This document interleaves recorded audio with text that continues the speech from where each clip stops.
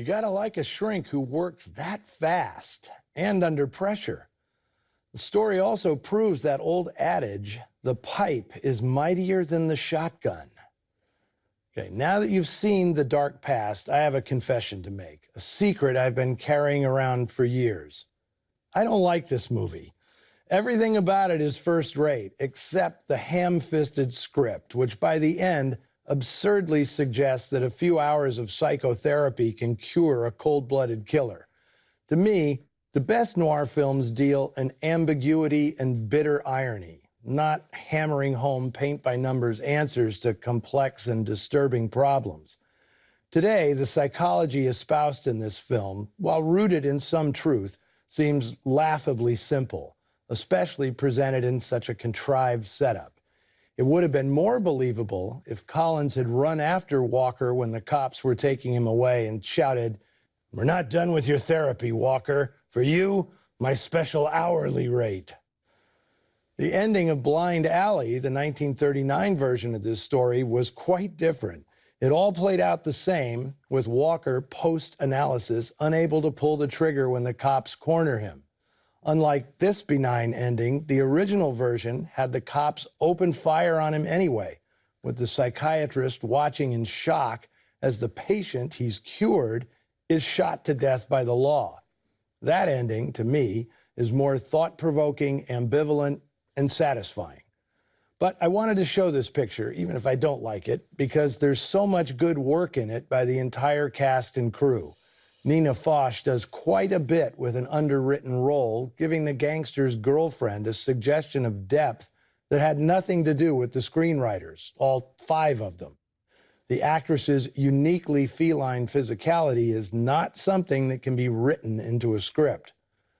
The following year, Lee J. Cobb returned to Broadway, where he starred playing Willie Loman in Elia Kazan's production of Death of a Salesman.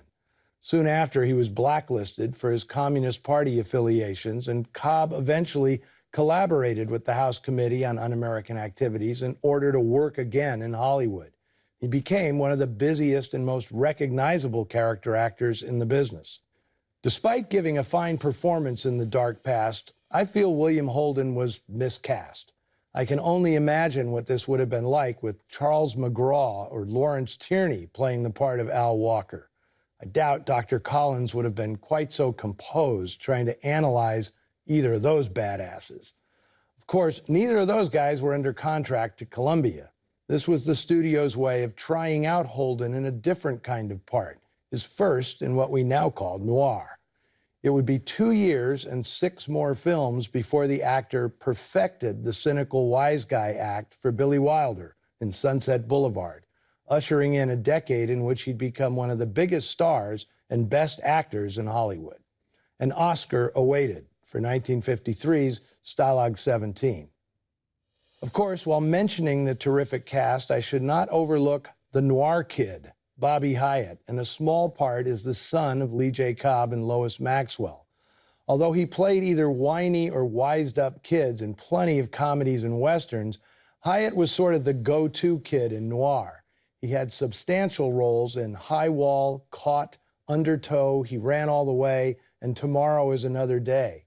Hyatt's acting career lasted into the 70s, after which he moved behind the camera, writing and directing films like 1989's Alien Seed, which earned an IMDb rating of 2.7.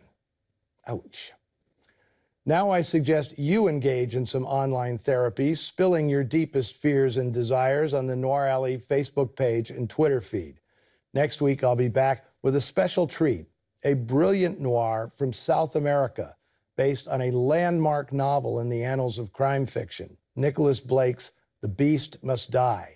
The film has been rescued and restored by my Film Noir Foundation, and this will be not only a TCM debut, but a North American television premiere. It is a dynamite film, and I'm immensely proud to have played a part in its resurrection.